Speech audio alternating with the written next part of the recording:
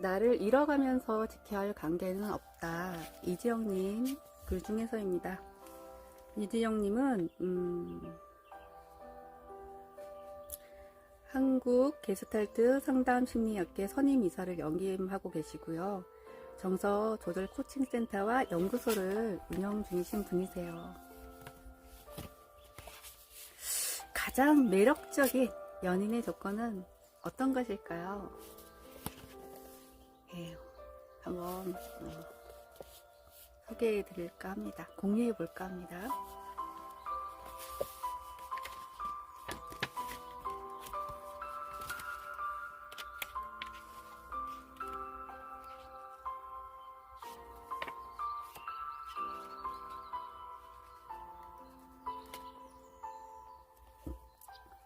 사실 동화나 영화 속에서요, 그리는 것은 소위 완벽에 해당합니다. 완벽이란 현실에 존재하지 않는 만들어진 개념일 뿐이지요. 그러니 완벽한 사랑을 꿈꾸면 실망만 할 뿐입니다. 많은 연인과 부부들이 싸우게 되는 이유는 사실 나의 사랑과 나의 연인은 이럴 것이라고 기대했다가 그러지 못하니 서운하고 화가 나는 것입니다.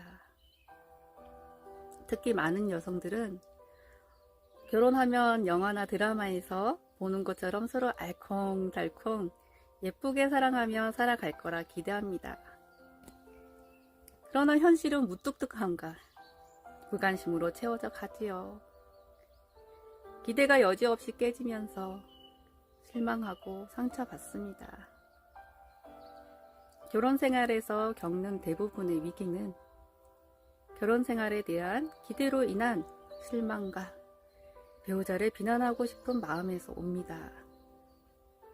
비난하고 탓하는 마음 때문에 싸움이 빈번해집니다.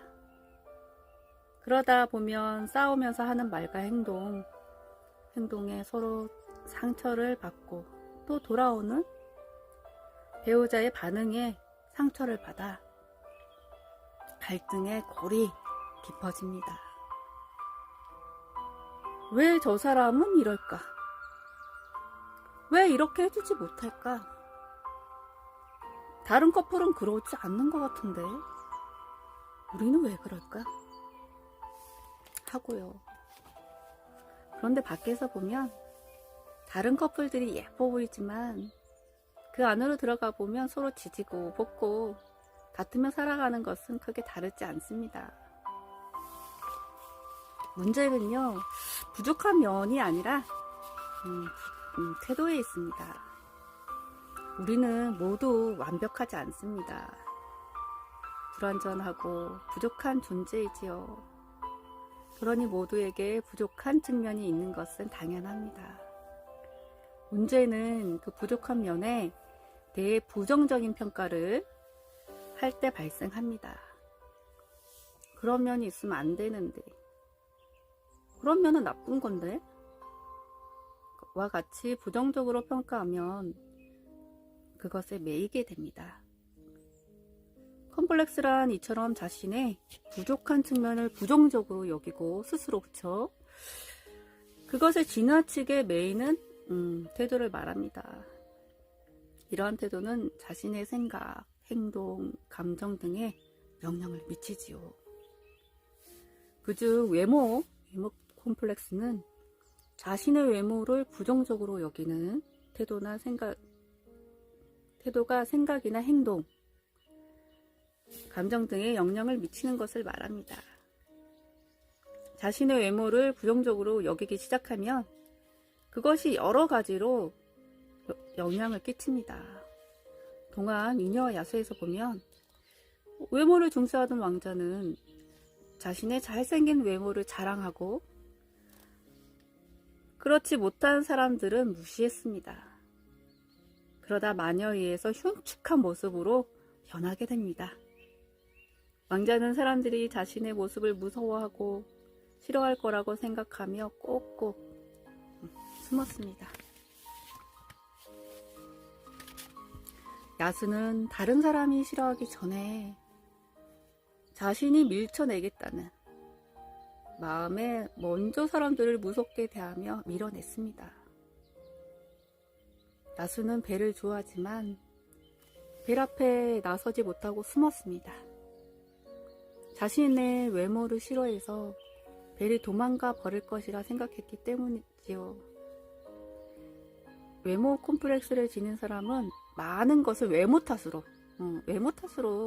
돌립니다. 소외감을 느낄 때도 외모 때문에 자신이 따돌린다고 생각하고 존중받지 못했다고 생각되면 자신이 못생겼어라고 못생겨서 무시당한다고 결론을 내립니다. 수많은 이유가 있을 텐데도 제대로 된 이유를 알아보려 하지 않고 모든 것을 외모 탓으로 돌리죠. 이와 비슷하게 능력 컴플렉스도 있죠. 능력 컴플렉스는 모두 내가 무능력해서 그렇게 사는 거다 라고 능력의 원인을 돌리는 겁니다. 돈 콤플렉스를 지닌 사람은 내가 돈이 없어서 저러는 거다 라고 생각하지요. 사실 사람들은 그리고 연인은 상대 외모나 부족한 측면이 아니라 오히려 그것에 매여 부정적으로만 생각하는 모습에 답답해하고 실망합니다. 외모 자체가 아니라 외모에 대한 태도, 즉 외모 콤플렉스가 사람들을 불편하게 만들고 실망하게 만듭니다. 어떤 게요? 부정적으로 자신을 평가하는 그 태도.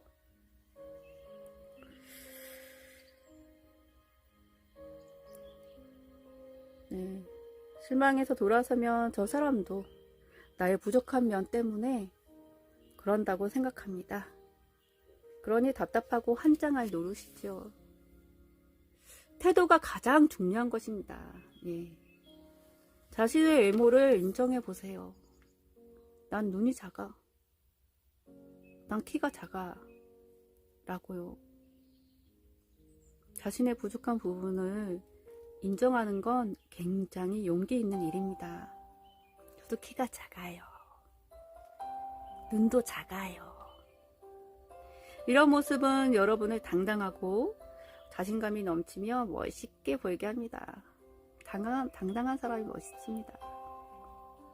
부족한 부분도 매력적으로 느껴지게 만들지요. 오히려 멋있다, 당당하다 라고 생각하게 됩니다. 사람들은 당당한 사람을 굉장히 좋아합니다. 부족한 부분을 인정하는 용기는 대단한 것이며 특별한 멋진 능력입니다. 그러니 용기 있는 태도를 지니려고 노력해 보세요. 그리고 또 가장 큰 매력이 배려와 이해. 배려와 이해가 가장 큰 매력입니다. 사랑하고 사랑받고 싶으신가요? 심리학 연구 결과에 따르면 사람들은 성실한 사람, 정직한 사람, 책임감 있는 사람, 유쾌한 사람, 유머러스한 사람을 좋아합니다. 여기에 추가로 이해심 많은 사람, 사려 깊은 사람, 따뜻한 사람, 친절한 사람을 굉장히 좋아하지요. 매력 있는 연인의 조건에 대해서 얘기 중입니다. 연애할 때는 특히 이 마지막 측면들이 굉장히 파워풀한 영향을 미칩니다. 미녀와 야수에서 야수는 벨을 좋아하는 꽃을 따서 선물하고 가족을 그리워하는 벨을 가족에게 보내줍니다. 야수는 벨의 마음을 헤아리려고 노력하고 친절하게 대해주지요. 벨은 야수의 따뜻한 마음에 감동해 결국 그를 사랑하게 됩니다. 저는 살면서 배려하는 마음이 이성관계에서 얼마나 커다란 영향을 미치는지를 자주 경험했습니다. 학창시절 키는 굉장히 작았지만 여자들에게 인기가 매우 많은 한 남자 선배가 있었습니다. 저를 포함한 주변의 여성들 대부분은 선배를 좋아했습니다. 그분의 매력은 이해심과 배려심이 많다는 점이었습니다. 그 선배를 보면서 사랑에는 결코 외모가 중요한 것이 아니라는 사실을 다시 확인했지요. 한 여자 후배는 굉장히 수수한 외모였지만 예쁜 여학생들을 제치고 과에서 가장 인기 있는 여학생이었습니다. 많은 남자 후배들이 그녀를 좋아했습니다. 이유를 물어보니 그 후배가 가지고 있는 이해심 많고 배려하는 마음에 반했다고들 하더라고요. 그런데 왜 우리는 이런 사람들에게 매력을 느끼는 걸까요? 느낄까요? 미운 아기 오리는 자신의 생긴 모습 때문에 오리들 사이에서 수용받지 못해 외로웠고 가는 곳마다 눈치를 보며 긴장했습니다. 험난한 여정 끝에 미운 아기 오리를 인정해주는 백조를 만나고 나서야 자신의 모습을 그대로 수용받아 편안해졌고 행복해졌습니다. 더 이상 다르게 살려고 애쓰지 않아도 됐기 때문이었지요. 여러분은 어떤 모습을 가지고 있는지 한번 들여다보세요. 많은 분들이 자신의 모습도 모른 채 다른 사람들이 원하는 것에 반응하고 사회에서 요구하는 기준을 따르려고 애쓰며 살아갑니다. 그러나 우리는 내 모습 그대로 살 때 가장 편안하고 행복합니다. 내 모습대로 살면 에너지가 들어가지 않는데 다른 모습대로 살려고 하면 에너지가 굉장히 많이 들어가지요. 사회에서 요구하는 기준들과 규범들을 충족시키기 위해서 그리고 요구되는 또는 내가 바라는 모습으로 행동하기 위해 연기하느라 많은 에너지가 들어갑니다. 그렇게 적어도 내 연인과 있을 때만이라도 있는 그대로의 내 모습대로 살고 싶습니다. 그 누군가가 나의 연인이 나의 사랑이 나타나 주기를 간절히 바랍니다. 그래서 자신을 이해해주고 수용해주는 사람을 만나면 감동을 받고 저절로 사랑의 눈빛이 흘러나오게 됩니다. 그리고 안전한 대상이 되어주세요. 먼저 다가가 보세요. 이 부분은 내일 공유해 볼게요. 예,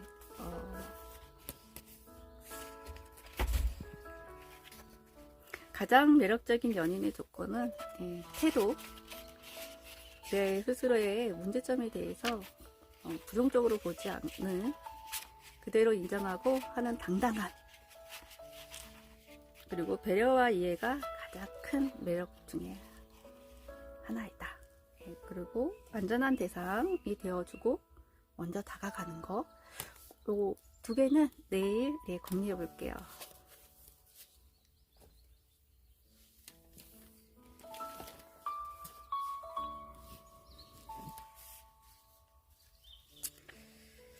그리고 옆집 언니가 알려주는 우울증 극복 설명서, 이 책은요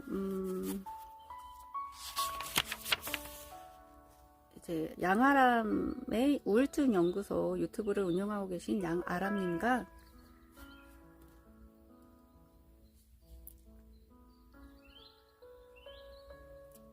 게스탈트 상담가, 표현예술 상담 접근으로 상국상담심리학회 주 슈퍼바이저 이신 서현 심리상담 대표님, 서현명님의 글 중에서입니다.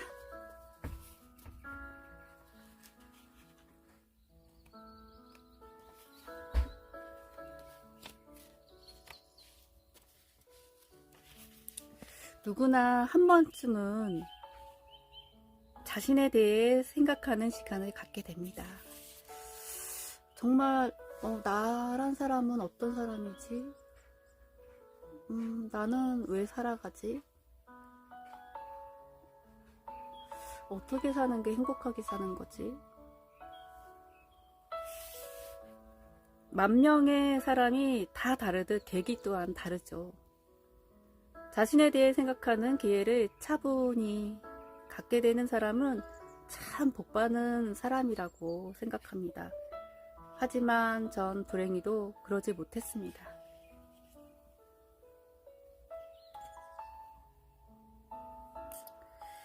마음의 감기가 시작될 때 저는 가슴속 가득히 분노했고 미움이 가득했으며 세상을 원망하고 또 저주했습니다.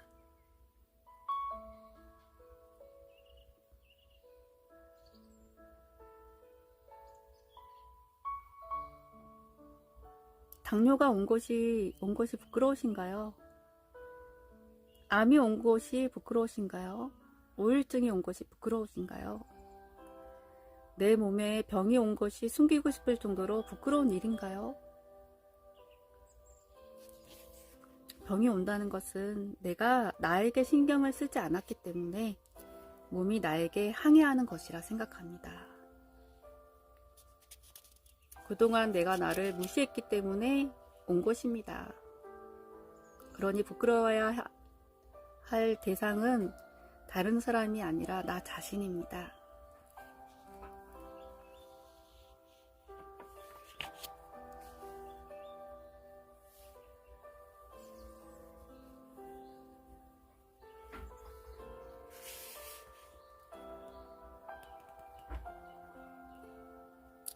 이제 그 순서를 보면요. 외부 요인에 대한 분노에서 시작해서 밑도 끝도 없는 우울감으로 나의 문제점을 알아가면서 외부의 문제점을 내가 한순간에 고칠 수 없으므로 그래서 자존감이 저하되고 나의 환경에 대한 원망, 분노, 이때 눈물이 제일 많이 생기고요.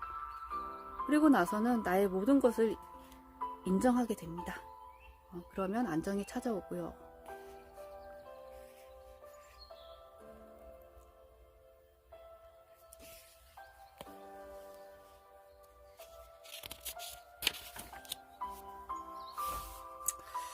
저에겐 여러 가지 문제가 있었습니다.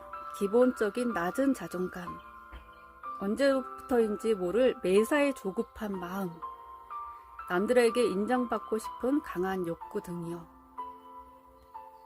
저의 단점이 되는 부분들을 형성해준 저의 전반적인 환경에 대해 많이 원망하고 또 분노했습니다. 그렇지만 그 분노가 저를 우울감에서 벗어날 수 없게 끊임없이 저를 올가맸습니다. 이때 눈물을 제일 많이 흘렸습니다. 그냥 서럽고 화가 나고 남들이 부러워 보이고 감정 조절이 힘들고 기복이 제일 심했을 때였습니다.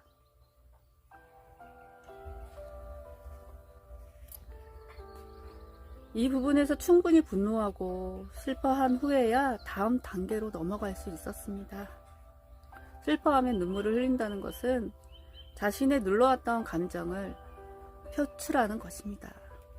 그러니 남 앞에서 눈물이 계속 나온다고 해서 부끄럽게 생각하지 말아야 합니다. 우리나라 특성상 참는다는 것을 미덕으로 삼고 있는 부분이 많아서 그런지 많은 사람들이 감정의 표출을 부끄럽게 여겨 이 단계에서 자신의 감정에게 발목 잡히는 경우가 많습니다. 분노와 슬픔의 감정은 표현해야 하는 것입니다. 감정은 내 안의 기분을 표현하라고 만들어진 것이기 때문입니다. 저 또한 여기서 제 감정에게 발목을 잡혔는데, 그때 전 제 감정을 인정하지 않으려 했습니다. 이 정도야 다 지난 일이고, 넘길 수 있는 일이야. 나만 그런 것도 아니잖아.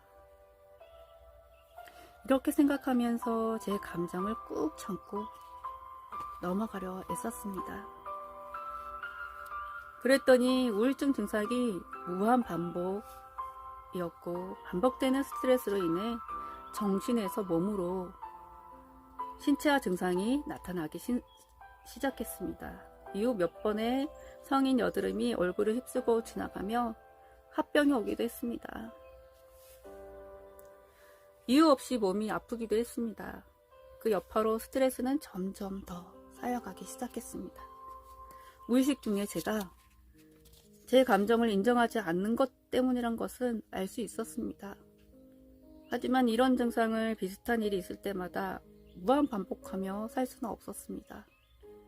아직 얼마 살지 않았는데 평생 이렇게 살 수는 없다고 생각했습니다. 평생 매일 약을 먹는다는 것도 너무 싫었습니다. 그렇다고 약물 치료가 싫은 것은 아니란 점은 분명히 압니다.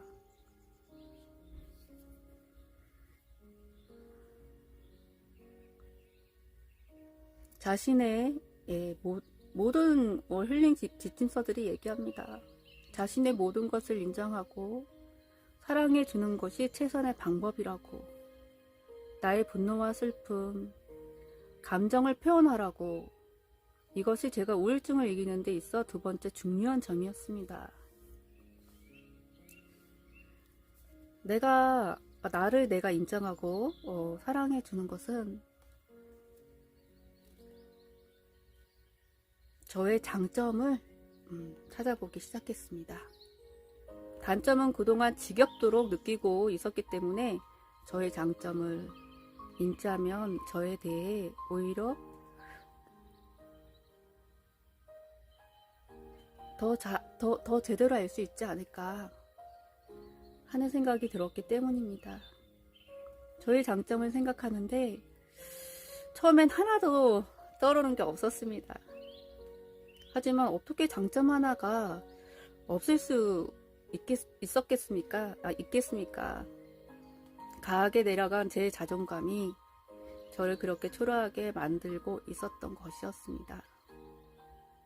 시간을 가지고 생각할수록, 저의 지인들에게 물어볼수록 저의 장점은 하나 둘씩 늘어가기 시작했습니다. 주변 사람들이 날 이렇게 많이 알아주고 있었구나 싶었고, 그것이 너무 고마웠습니다. 저도 몰랐던 저를 지인들을 통해 알게 되니 참 신기한 경험이기도 했습니다. 기억하세요.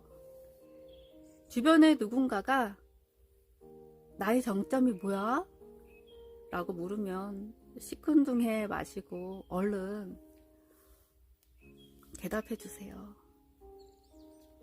그 사람은 자신을 찾고 싶어서 물어보는 것이기 때문입니다.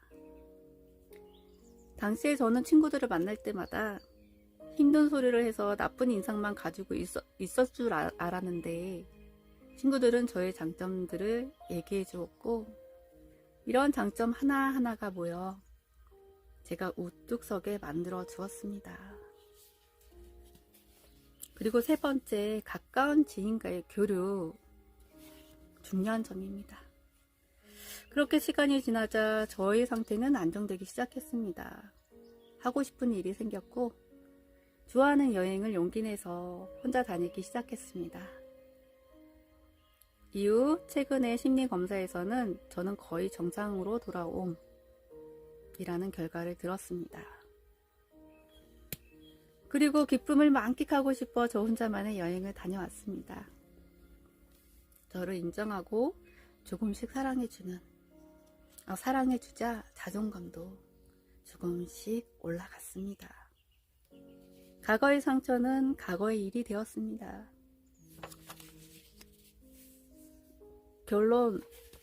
물론 이것은 저의 경우입니다. 다른 가정으로 우울증을 있는 분들도 많을 겁니다.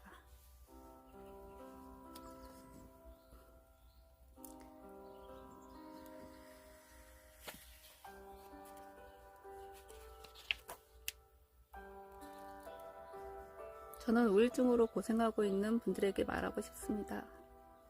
터널에 갈림길은 없다고, 잘 가고 있다고, 답답하고 또 답답하겠지만 햇살 가득한 풍경은 당신을 기다리고 있다고.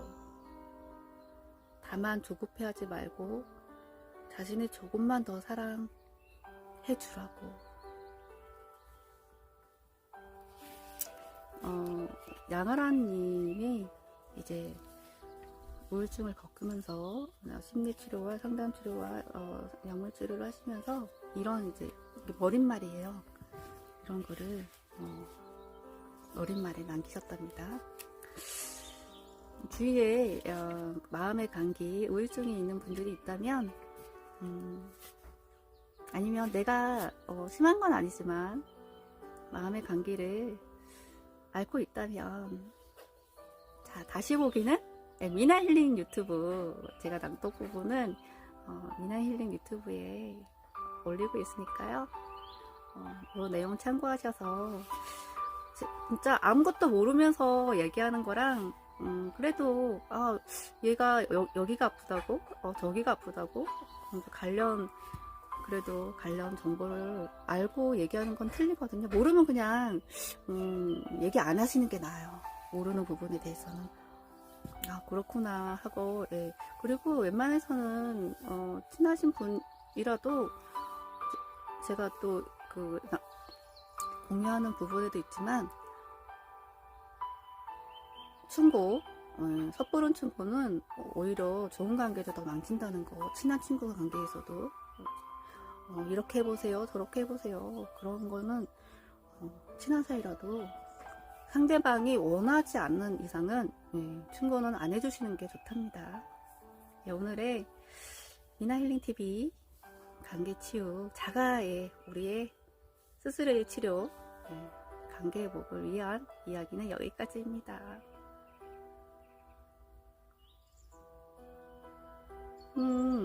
오늘은 설명서였네요. 설명서와 옆집 언니가 알려주는 우울증 극복 설명서와 나를 잃어가면서 지켜야 할 관계는 없다는 글 중에서였습니다.